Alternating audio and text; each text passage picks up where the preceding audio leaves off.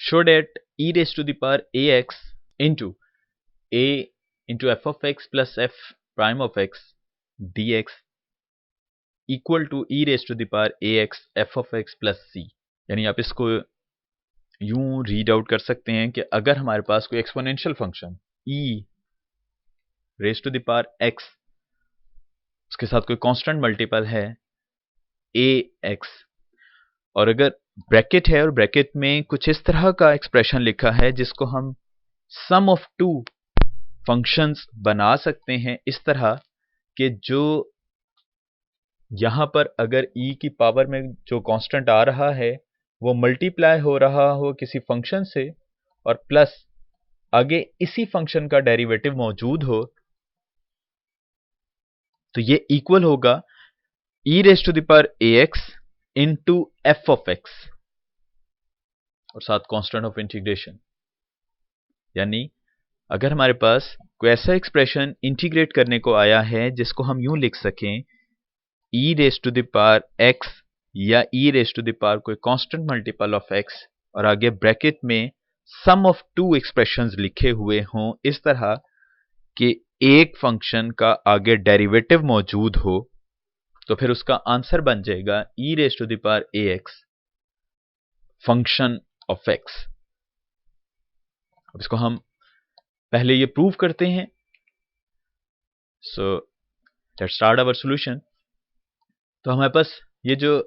Integral था e raise to the power ax af of x plus f prime of x derivative of fx actually dx, इसमें हमने e raise to the power ax को इस expression से भी multiply कर दिया, और चूंकि सम ऑफ टू फंक्शंस हैं तो इंटीग्रेशन अलग अलग अप्लाई होगी, लिहाजा e raise to the power ax with multiply of a raise to a into f of x ये अलग इंटीग्रेशन हो जाएगी, plus e raise to the power ax f prime of x से जब मल्टीप्लाई होगा तो इसकी अलग इंटीग्रेशन हो जाएगी। इस तरह आपके पास ये दो इंटेग्रल्स बन गए। अब ये एक जनरलाइज प्रूव है या एक जनरल फॉर्मूला हम प्रूव करने जा रहे हैं, हमें नहीं पता ये f ऑफ x क्या है, लिहाजा अब इसकी जब इंटीग्रेशन करेंगे तो हम इस इंटेग्रल को सॉल्व नहीं करते, ये इंटीग्रेशन बाय पार्ट्स सॉल्व करते हैं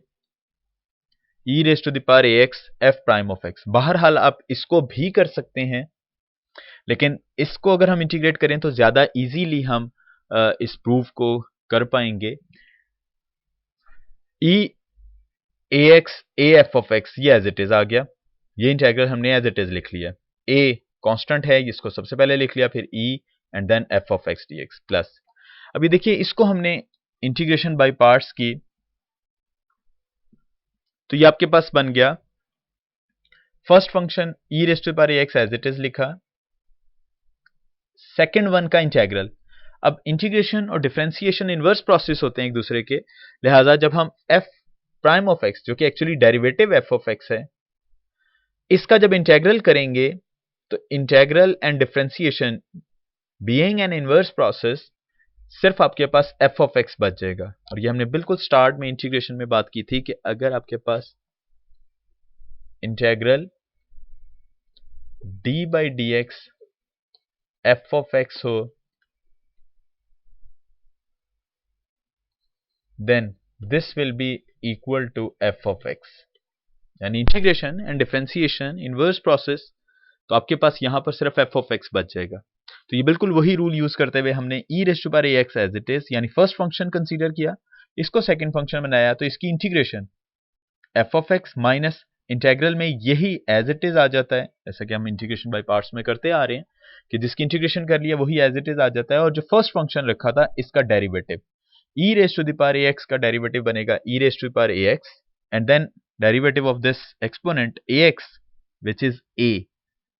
and dx due to this integral sign and plus constant of integration। तो इस तरह हमने ये जो फर्स्ट इंटीग्रल था इसको नहीं इंटीग्रेट किया, सेकंड वन पर इंटीग्रेशन अप्लाई की और ये आपके पास एक्सप्रेशन ये बन गया। Now again this will be as it is, first integral as it is, ये बचा e raise to the power ax f of x minus a constant है पहले लिख लिया, e raise to the power ax f of x dx plus constant of integration. अब आप देखिए जो इंटेग्रल ये था a e ax f of x, वही ये इंटेग्रल बन गया है a e ax f of x dx। Plus minus के साथ है, लिहाजा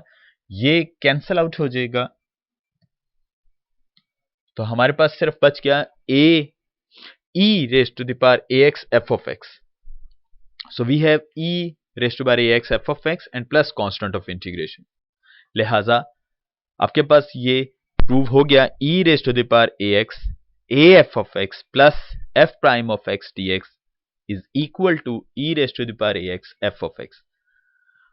अब हम इसको एज अ फॉर्मूला कंसीडर करते हुए नेक्स्ट कमिंग क्वेश्चंस में सिर्फ ये फॉर्मूला डायरेक्टली यूज करेंगे, बजाय इसके कि हम इंटीग्रेशन अलग अलग करें। ये हमने एक प्रूफ बना लिया है। फॉर एग्जाम्पल, अगर आपके पास, ये हम एक छोटी सी एग्जाम्पल कंसीडर करते हैं कि अगर आपके पास e raised to the power x integrate करना है sin x plus cos x dx, e raised to the power ax sin x plus cos x dx को अगर इंटीग्रेट करना है, तो हम अलग अलग नहीं करेंगे कि ex को पहले sin x से मल्टीप्लाई करें, फिर ex को cos x से मल्टीप्लाई करें, जैसा कि अब हमने यहां पर प्रूव करते हुए ये किया, ये वाला सारा काम, और फिर एक को हमने इंटीग्रेट किया, दूसरे को नहीं किया। हम इस फॉर्मूले को कंसीडर करते हुए ये देखते हैं कि यहां पर ex अगर आ गया है और अंदर ब्रैकेट में अगर आपके पास दो फंक्शंस का सम लिखा हुआ है, तो ये चेक कर लीजिए कि क्या एक फंक्शन का आगे डेरिवेटिव तो मौजूद नहीं है, जैसा कि इस केस में है कि sin x का डेरिवेटिव cos x है। तो फिर इसका डायरेक्टली हम integral with reference of this formula that will become e raised to the power x sin x, क्योंकि sin x f of x है, f prime of x इसका derivative cos x बन रहा है, लिहाजा इस फॉर्मूले के मुताबिक बनता है e यानी एक्सपोनेंशियल फंक्शन और आगे f of x, और यहां पर f of x sin x था, तो इसकी इंटीग्रेशन बन जाएगी ex sin x plus constant of integration. ये ऑब्जेक्टिव पॉइंट ऑफ व्यू से भी क्वेश्चंस हो सकते हैं कि अगर आपके पास, ये देख लीजिए कि यहां पर इसका किसका फंक्शन का आगे डेरिवेटिव बन रहा है, तो आपने दो चीजें यहां पर देखनी है कि किसको फंक्शन बनाना है। अगर यहां पर कोई नंबर लिखा हुआ है, x के साथ कोई नंबर मल्टीप्लाई हो रहा है, कोई कांस्टेंट, तो वही नंबर जो कांस्टेंट आ रहा है जिसके साथ मल्टीप्लाई हो रहा होगा, that will behaving as a function f of x। जैसा ex, अगर हम इसको इस तरतीब से भी लिख देते,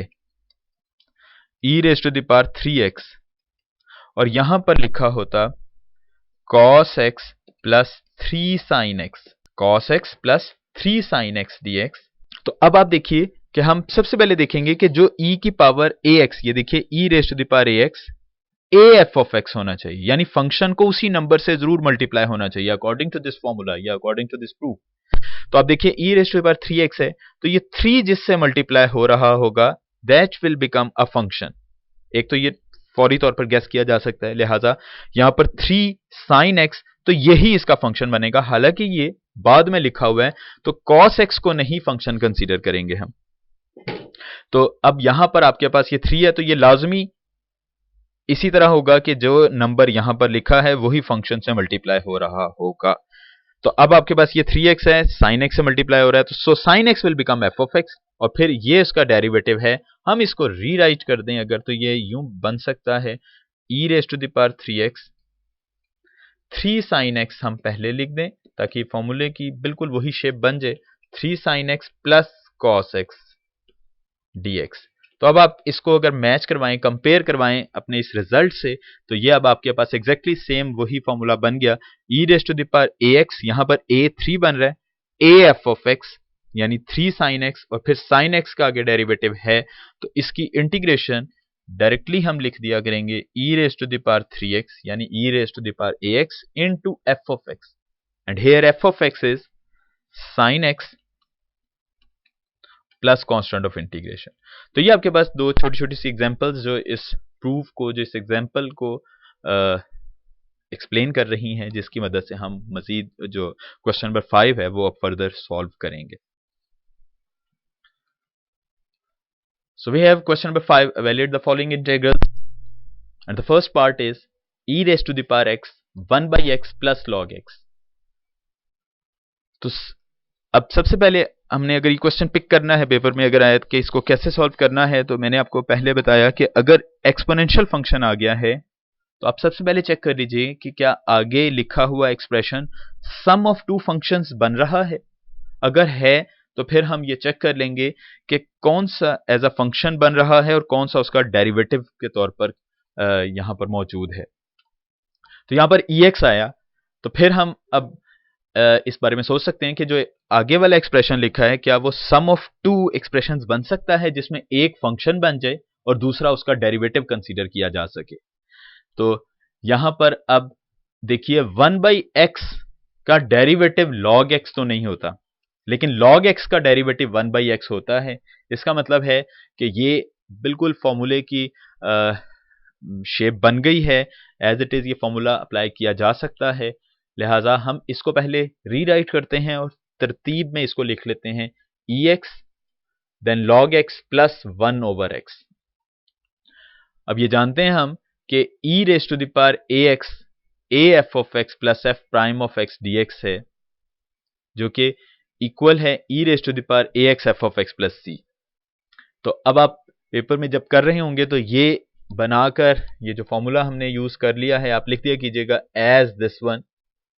यहां पर अब अलग अलग डिक्लेयर कर दीजिए what is f of x and what is f prime of x। यानी आप इस तरह लिख देंगे here f of x is equal to log x and f prime of x is equal to 1/x। So,